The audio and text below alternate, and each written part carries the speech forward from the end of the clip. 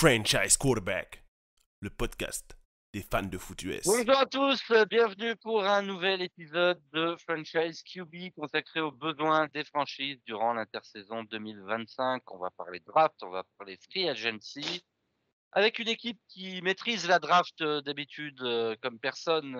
Donc je ne sais pas si du coup ce serait une bonne chose de parler des besoins, puisqu'ils ont un peu tendance à pas s'en occuper, à drafter le meilleur joueur disponible. Mais en tout cas, pour parler avec moi des Baltimore Ravens, Monsieur Baptiste est là. Ça va, Baptiste? Ça va et toi? Bon bah salut à tous, hein.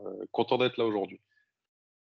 Et ouais, bah c'est une équipe dont on parle pas forcément beaucoup parce que c'est vrai que souvent vous êtes tard à la draft parce que vous êtes une bonne équipe. Donc Ouais. voilà, mais c'est vrai quand on fait moi je commence à faire un peu des mock drafts, à regarder, c'est une équipe sur lesquelles on voit souvent des joueurs un peu différents en fonction, parce que les gens se disent bon bah arrivé au Ravens là, alors c'est qui mon meilleur joueur disponible quoi. Donc C'est souvent ça, mais il y a quand même quelques besoins, hein, il y a quand même quelques besoins à combler en fonction aussi évidemment. de ce qui va se passer à la free agency et de qui vous allez re-signer ou pas. Alors dis-moi, quel est pour toi ton besoin principal, le poste à viser en priorité? Alors évidemment, hein, si pour l'instant vu qu'on l'a pas signé, bah pour moi ça va être un left tackle, évidemment. Hein, avec le OK. départ de Ronnie Stanley à la free agency, on espère le re-signer avant qu'il parte. Pour ça, on n'oublie pas que quand même le left tackle est une des positions les plus importantes, même en offense, si on va par là. Et il faut à tout prix le re-signer, même s'il fait beaucoup de fautes et qu'il m'énerve beaucoup pendant les matchs. Faut le re-signer. C'est quand même important d'avoir un bon left tackle pour Lamar Jackson. Ouais, bah, je suis d'accord, hein, voilà, tout dépend de ce que vous faites de Ronnie Stanley. Je sais pas si toi, tu as entendu des choses, est-ce que tu penses qu'il va re-signer ou pas? Ou Alors, dans la logique, vu comment on a besoin de lui, qu'on a personne derrière lui surtout, à moins qu'à la draft, ils aient prévu de prendre un left tackle qui peut jouer tout de suite maintenant. Pour moi, on le re-signe. Il n'y aura pas forcément de problème là-dessus. On a le cap pour. Donc, à voir après si lui veut re-signer chez nous. On verra bien. bon, et puis de toute façon, ça peut ne pas être une mauvaise chose de penser à l'avenir, hein. Il a 31 ans, vous avez Rosengarten de l'autre côté, Ouais. qui a été c'était un peu compliqué au début et puis bon, petit Ah à petit, il bah il s'est s'est mis bien en jambes sur imposé. la fin de l'année, Mmh. Ah, la fin de l'année, elle faisait plaisir à le voir jouer. Donc en effet, c'était moi aussi mon besoin prioritaire. Alors, évidemment, tout dépend un peu de s'il est re-signé ou pas. Est-ce que, on va parler, déjà de la free agency? Est-ce que je sais pas si tu as regardé un peu, qui serait disponible en Bah tackle? C'est vrai que moi, c'est le nom qui revient, Ronnie Stanley. Après, il y en a quelques autres. Est-ce que si jamais ouais, je crois que vous le t'as re-signez le pas, left il y a guard, des joueurs.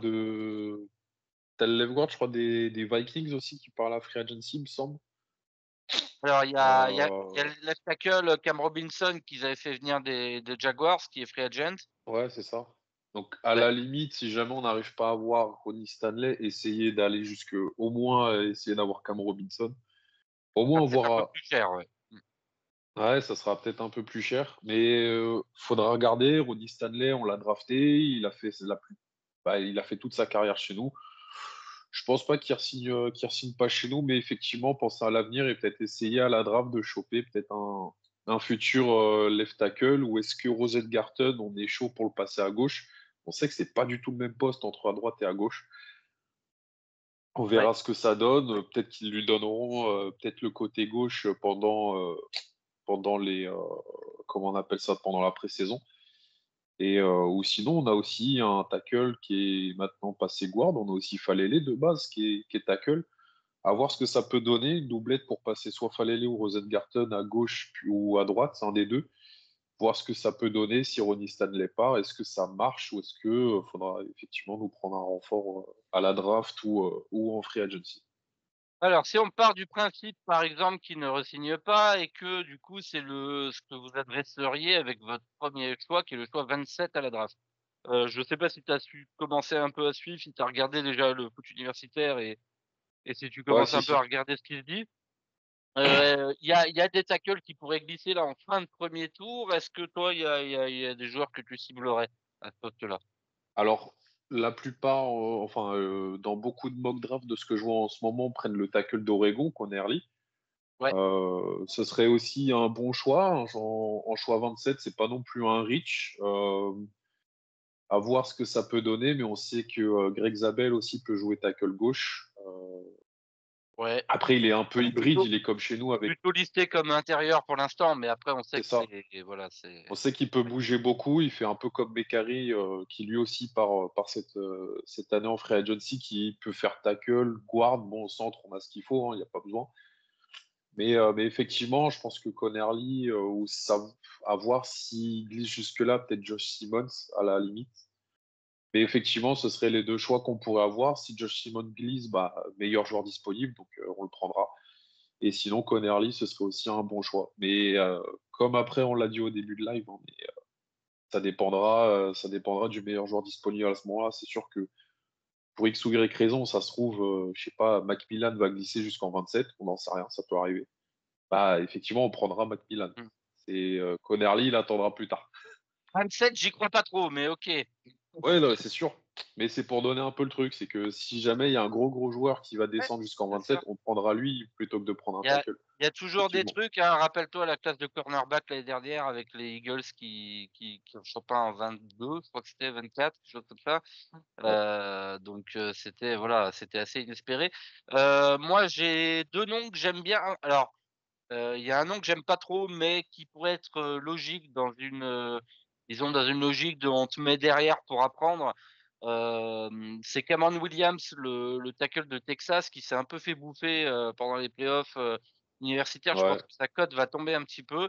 Et puis deux joueurs que j'aime bien et dont je vois la cote un petit peu descendre là ces derniers temps. Je ne sais pas trop pourquoi. C'est Aaron Tercery, le tackle de Minnesota, dont on a déjà parlé dans cette émission. Ouais. Et alors moi, je ne comprends pas, c'est pourquoi Wyatt Milum de West Virginia tombe. Moi, je l'ai lock premier tour.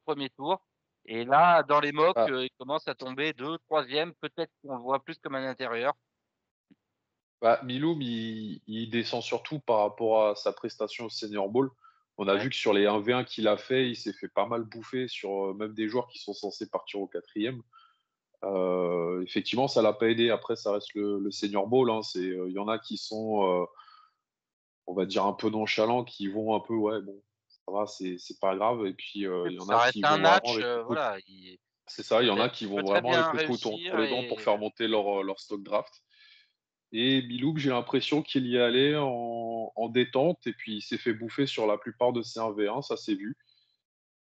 Et bon, après, comme dit, ça reste le Senior Ball. Je pense que pour moi, il est un peu trop descendu. C'est juste histoire de faire descendre sa cote. Mais avec ce qui va arriver ce soir et puis les Pro Day, je pense que ça remontera un peu tranquillement. Mais effectivement, ouais, Arcery aussi, bon choix. C'est quelqu'un que j'ai bien aimé et qu'au début des mock drafts, au début d'année, c'est quelqu'un que je prenais beaucoup à Baltimore parce qu'effectivement, bah, un tackle, c'est toujours important.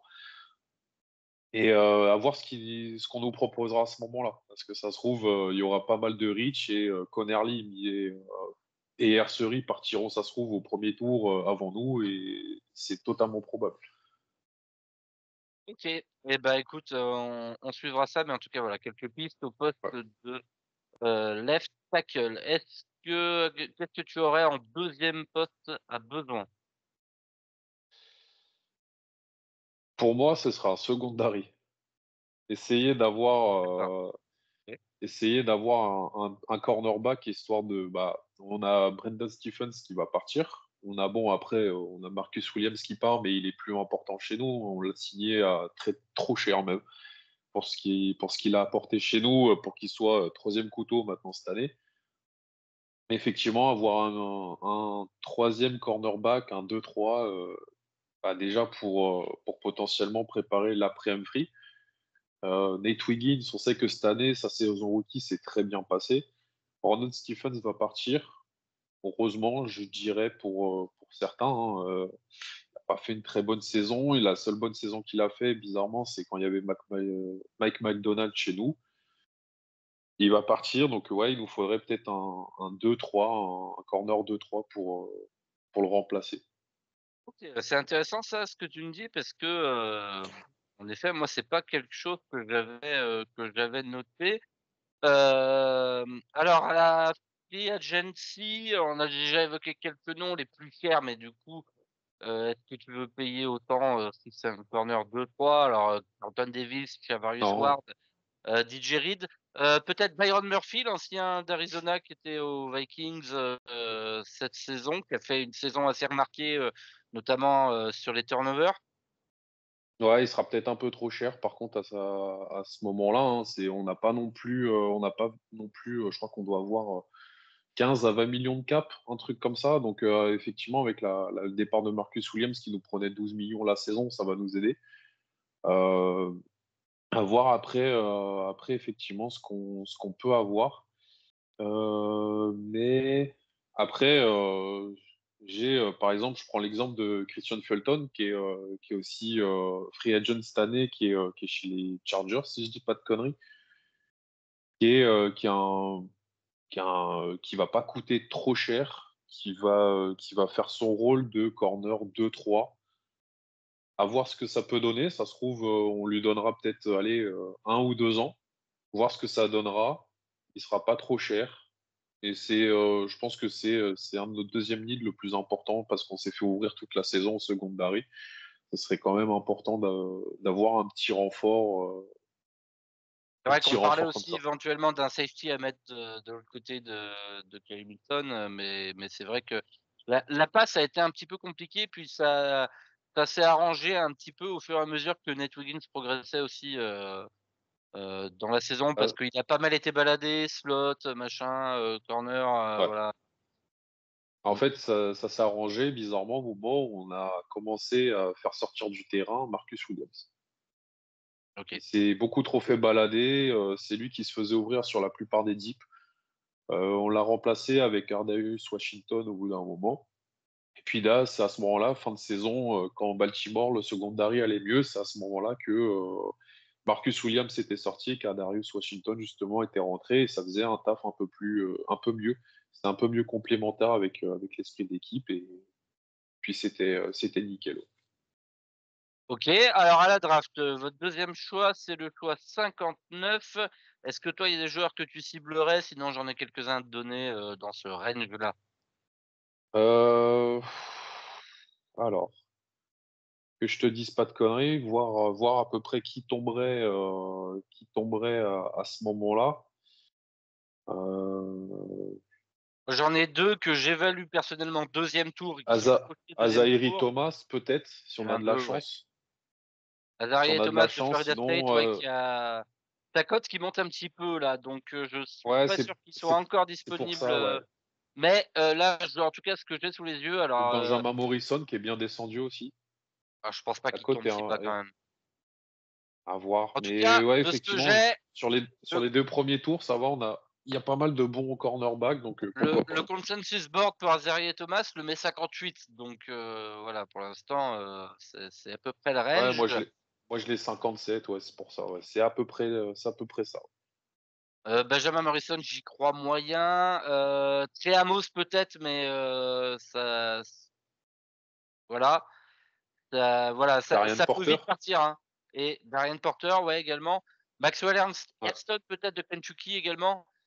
Heu, Oui, je pense que voilà. il sera encore disponible à ce moment-là, ou sinon on attend le troisième tour, hein. Il y a quand même des bons prospects au troisième tour. Je prends l'exemple peut-être de Kobe Bryant Ouais, qui va peut-être arriver à ce moment-là de Kansas, ou à la limite Jacob Parrish qui est de Kansas State. Justement, ouais. c'est deux bons Et a prospects au niveau priori cornerback.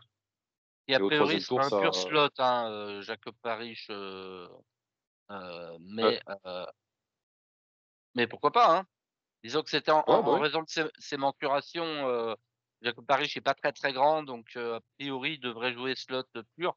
Mais bon, voilà, ça c'est des projections, hein. On sait qu'après sur le terrain, si tu vois que le mec, est bon, à l'extérieur au camp et que tu veux le tenter, c'est possible. Après, bon, ils disaient souvent ça parce que bah, Kansas State non plus, les safety qu'il y a derrière, c'est pas non plus la grande classe. Les safety qu'on a derrière pour lui couvrir le cul, je pense qu'avec Ardaeus Washington, ce qu'il a montré fin de saison, et puis même Kyle Hamilton, je pense que tu peux te permettre de mettre un mec un peu plus petit mais plus vif, même si les safety devront un peu plus le surveiller. Surtout s'il prend des tight ends sur le front. Ok, bah en tout cas, on est assez d'accord sur quelques noms. Moi, je donne mon classement perso. Je vais pas été au-delà du troisième tour pour les corners pour l'instant. C'est pas facile d'évaluer les corners parce que le principe du corner, c'est que le moins tu le vois, le meilleur il est. Donc, en regardant les tapes, c'est pas toujours évident. Ouais. En deuxième tour, ouais, j'avais Thomas, j'avais Amos et Ayrton. J'avais mis une note de début de troisième tour. Donc voilà, et puis après Darian Porter, Dorian Strong dans ce range-là aussi aux alentours du troisième tour. Ok, alors est-ce que tu aurais un troisième besoin avec si Un on left continue guard. par... Ok, tu continues à blinder la ligne. Ouais, bah avec comme dit hein, le départ potentiel de Patrick Mécary. Personnellement, je suis pour son départ. Ça reste quand même. Je sens pas que c'est le guard, mais ça reste un des guards les plus flagués de la ligue. De ce que j'ai vu, je crois qu'il a 13 flags sur 16 matchs. Et on est quand même à un flag par match, c'est quand même énorme pour sa position. Beaucoup de holding, beaucoup de fautes start, évidemment.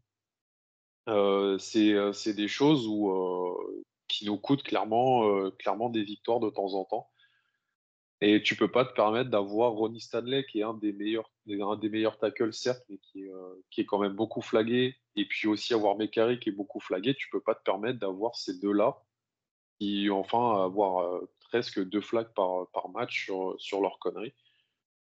Donc effectivement, un left guard, je dirais, on laisse partir Mekari. Je prends l'exemple pour, euh, pour renforcer sa position à la F1, on a Ben Bredesen, qui vient de Baltimore de base, qui a été drafté chez nous, même s'il a fait un passage très court, puis il est parti à New York. Potentiellement, peut-être le faire revenir pour prendre le poste derrière. On sait que chez les Bucks l'an dernier, il a été très bon. Il a bien aidé Baker Mayfield l'an dernier.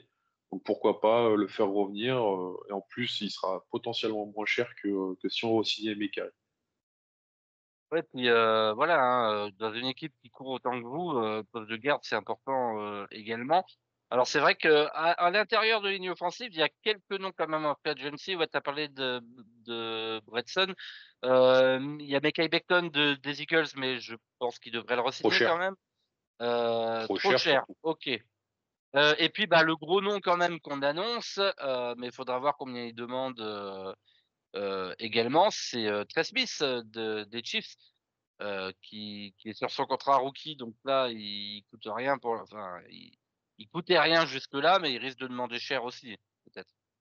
Ouais, non, mais c'est pour ça, c'est que Becton et puis Trey Smith, ça va être des joueurs qui vont demander beaucoup trop cher pour ce qu'on veut mettre.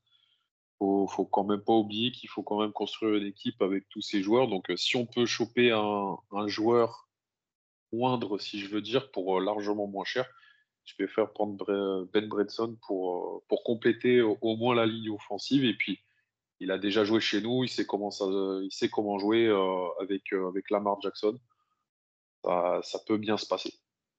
Et puis un joueur que j'aime beaucoup, alors un peu cher, on va dire, je veux dire son contrat actuel, mais il sort d'une saison blanche, donc peut-être que ça va baisser.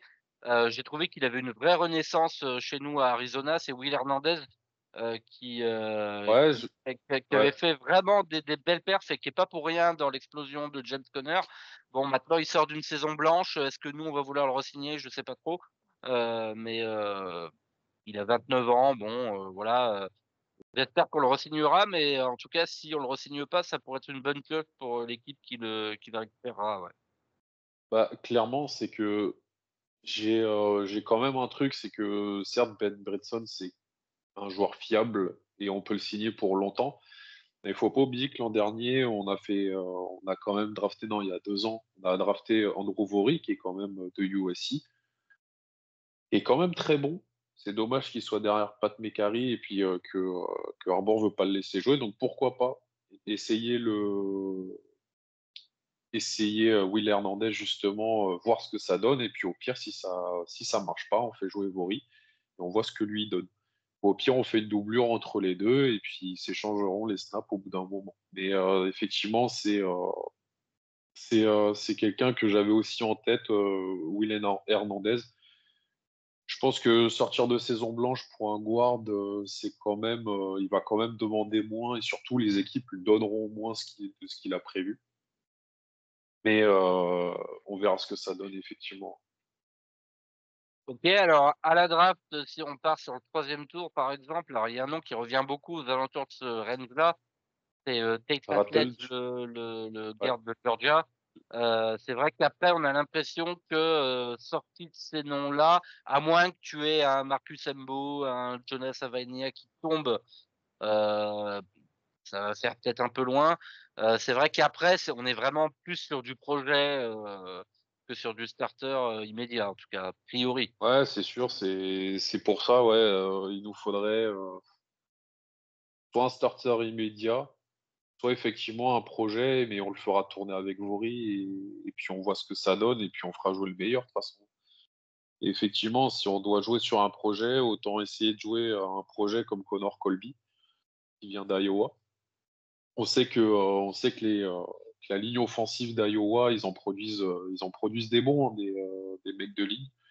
Pourquoi pas faire confiance justement au projet d'Iowa. On n'oublie pas que Linderbaum vient de là-bas. Il y a beaucoup de guards là-bas. Effectivement, ça compte, hein, de la fac où ils viennent. Ça compte beaucoup par rapport au poste. Mais si on n'arrive pas à voir, bon, après, je pense qu'au premier tour, si jamais on arrive à re-signer Stanley, je pense que premier tour, on essaiera d'avoir Tyler Booker de toute façon. Oui, alors ça, c'est sûr que oui, ce serait carrément le pic. Je pense qu'il faudra un peu monter, à minima de passer devant les Texans, parce que personnellement, ils passent pas les Texans pour moi. Mais c'est vrai que ça pourrait être intéressant. Alors pourquoi Connor Colby est pas sur mon board là? Pourtant je le vois listé ici. Bon bref, je sais pas, c'est soit un bug, soit je me suis demandé s'il avait pas finalement décidé de retourner à la fac, mais a priori non. Non, Bon, il est senior. oui, oui, donc OK, oui, non, mais je l'ai sur un site, mais je l'ai pas sur l'autre, ça m'étonnait un petit peu. Ouais. OK, puis après effectivement, tu as aussi des joueurs qui étaient, tackle, qui pourraient jouer garde, on sait que Oui, c'est bah, comme c'est chaque versatile. saison, hein, c'est qu'il y a il y a beaucoup de mecs qui, pour l'instant, sont listés guard, mais d'ici, bah là, en plus, le combine, il est ce soir, du coup, potentiellement, il y en a, on va beaucoup plus réfléchir selon les vraies mensurations, surtout au niveau des bras, au niveau des mains, et puis selon aussi au niveau du workout qu'ils vont faire. Et effectivement, il y a quand même, il y a quand même des noms où on sait déjà qu'ils vont passer en interior O-line assez facilement. On prend l'exemple justement, on parlait de Embo, qui lui, potentiellement, est un des gros noms qui va potentiellement passer en guard.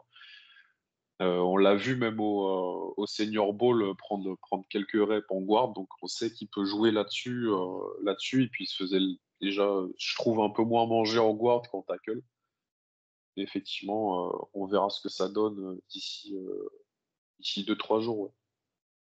Ouais, ouais, bah, là, le combine va être très intéressant en effet pour ça, hein. Donc, on Ouais. dit ce soir, nous on enregistre cette émission mercredi matin le 26, donc oui, ça commencera dans la nuit.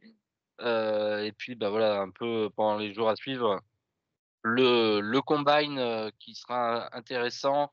Il y aura des joueurs qui joueront gros et qui peuvent gagner gros, je pense à un Charles Green par exemple, Ouais. et on a l'impression que c'est une montagne, de William and Navy, hein, c'est ça, voilà, c'est le genre de joueur qui peut gagner, gros sur cet exercice particulier qu'est le combine. Alors, hein, le combine, ça veut pas tout dire, hein, c'est pas parce qu'on soulève, de la fonte qu'on est forcément un bon tackle en université, mais en tout cas sur certaines positions et notamment les positions de la ligne offensive, c'est sûr que ça donne des indications qui seront précieuses pour les équipes pour, mettre à jour, leur board, ensuite. Oui, bah, c'est Ah sûr qu'il y a certains, justement, les trucs de ligne offensive, on va dire que le 40 yard dash, oui. on va dire que c'est pas très important. On sait à peu près qu'un mec de ligne offensive, on va juste lui demander de monter au second rideau qui a 10 yards grand maximum. Donc on va juste regarder ses 10 premiers yards, son explosion, et puis on n'ira pas plus loin. Effectivement, surtout ces répétitions pour aller, enfin surtout c'est pas chasser sur le côté, savoir s'il tient bien sur ses appuis. Ça va être le plus important. Et puis oui, effectivement, savoir combien il soulève, ça va être surtout très important quand tu vas voir qu'en face, il y a quand même des mecs comme Miles Garrett qui vont les attendre. C'est clair. Est-ce que, au niveau de la draft, tu aurais quelques sleepers, quelques joueurs que tu aurais envie de prendre comme ça en fin de draft, au 3e jour de la draft, quel que soit le poste? Des joueurs comme ça qui devraient pas tomber trop haut, mais que toi t'aimes bien et que tu aimerais bien dans ton équipe? Ouais, si jamais je pense qu'on aurait potentiellement besoin peut-être d'une doublure en linebacker à côté de Roquan Smith. On a essayé Trenton Simpson là cette année. Ça joue bien, mais je pense qu'il va falloir encore le développer un coup. Mais malheureusement, il nous faudrait peut-être un mec avec qui doublait avec lui, justement, faire des rotations avec lui. Je prends l'exemple, par exemple, de Teddy Batshanan, qui est un linebacker Défensif. à California. Donc, effectivement, ce serait un bon pick à choper, je pense, au Détroit, voire même fin de draft, je dirais 6 7e tour. Si jamais, ouais, au 5e tour, il y a quand même de quoi faire, je dirais. Je dirais peut-être essayer de choper un bon halfback. On sait que sur cette draft, il y a quand Ouais. même du monde. Ça risque de bien jouer. Alors, effectivement, je demande pas de choper des vinyles en 5, hein, ce sera potentiellement pas possible. Mais effectivement, je prends l'exemple, allez, on pourrait prendre un Damien Martinez au 4e, 5e tour, ou Kellen Mullins ou Trevor Etienne. C'est quelque chose qui est fortement probable au 5e tour. Donc effectivement, pourquoi pas essayer de jouer ce genre de coup. Mais ce serait pour moi des choses où il faudrait commencer à avoir une doublure, je sais pas, en Baker, avoir une bonne doublure pour Derrick Henry pour quand il partira, hein, faut pas oublier, hein, il est quand même assez vieux.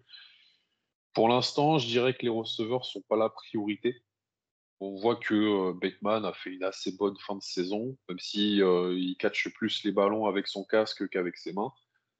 Et puis Zay Flowers a fait encore une très belle saison, donc je pense qu'on pourra attendre l'an prochain si jamais tout va bien au niveau des receveurs. OK, bah, c'est marrant parce que moi dans les besoins, on va dire dans le 2e ou 3e besoin, j'avais listé receveur en me disant: «Ah Batman, c'est bien mignon, mais bon, il c'est une bonne saison quoi, l'année dernière». Pourquoi pas, Il hein, a si encore si après il est il a lancé, encore une saison.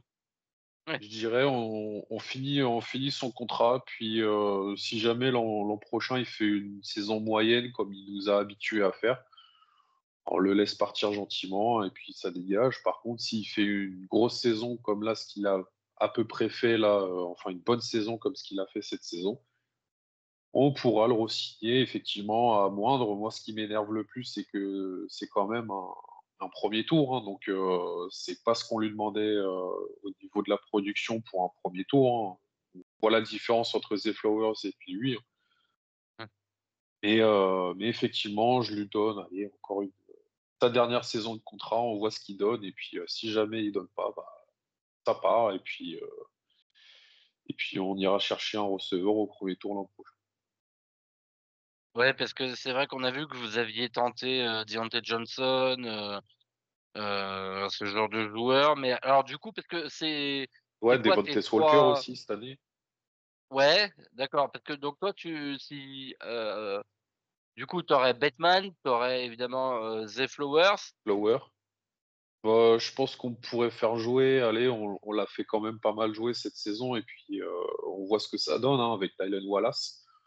Un bon receveur 3, c'est tout ce qu'on lui demande. Il fait tout ce qu'on lui demande, et puis de temps en temps, il me fait pas mal lever de mon canapé, hein, il fait des moves de fou furieux, et puis tu te demandes comment il y est arrivé. On a vu contre les Steelers cette année, il a fait une action où en fait il en fait une par an, c'est juste magique.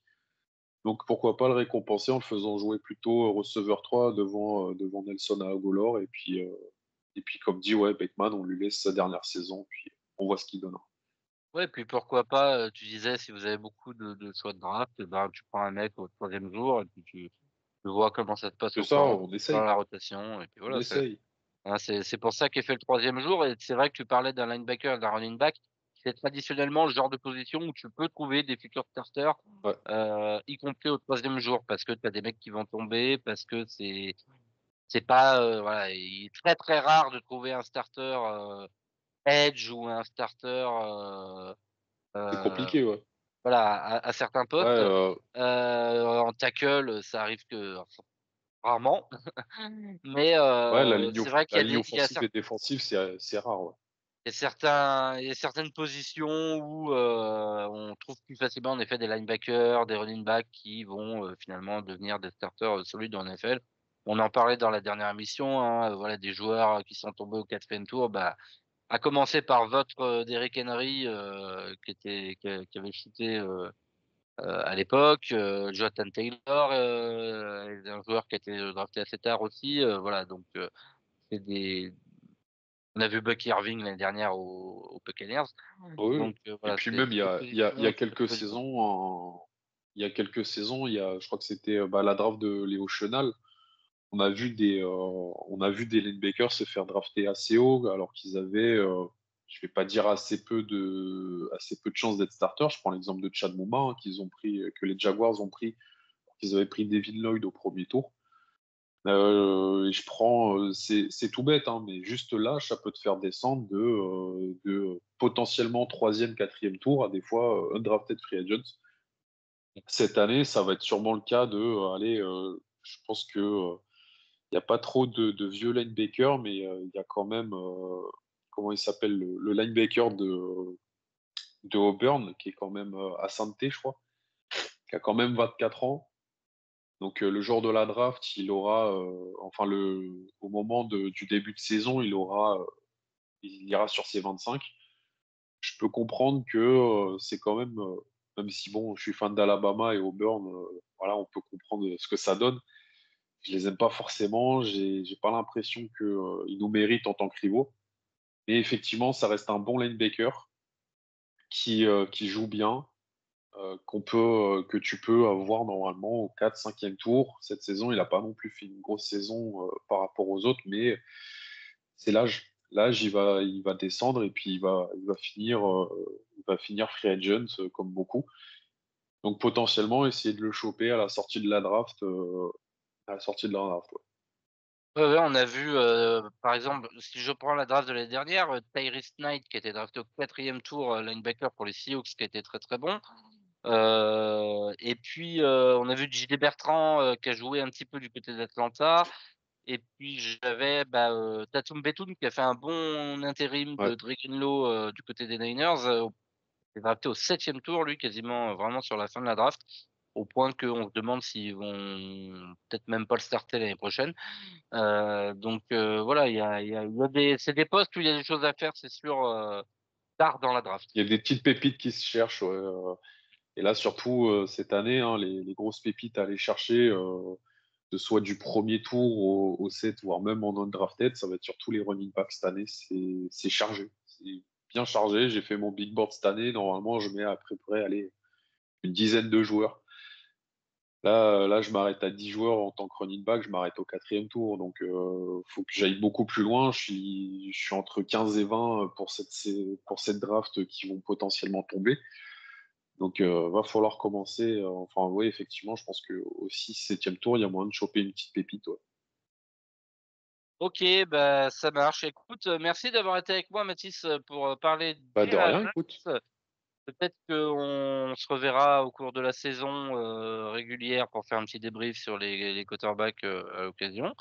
En tout cas, Ouais, tu bah es ouais. bienvenu comme tout le monde, hein. Je répète, hein, le but de la chaîne, c'est de faire venir des gens et de discuter. Vous voyez, on n'était pas spécialement d'accord sur les postes à besoin. C'est aussi pour ça qu'on fait venir des fans des franchises parce que, bah, quand on suit de loin, on se dit: «Ah bah tiens, là il y a un trou» et puis on va te dire: «Ah bah non, là on a tel joueur qui peut rentrer et qui va prendre». Voilà, donc c'est toujours intéressant. Si vous avez envie de venir parler de votre équipe contactez-moi. Il y aura les Bengals normalement dans les jours à venir. Et puis, je crois que pour l'instant, peut-être les Chiefs, euh, quand notre ami Joe sera de nouveau disponible. Mais voilà, je crois qu'on aura à peu près fait le tour en tout cas des demandes que j'ai pour l'instant. Donc, si vous avez envie de venir parler de votre équipe, n'hésitez pas.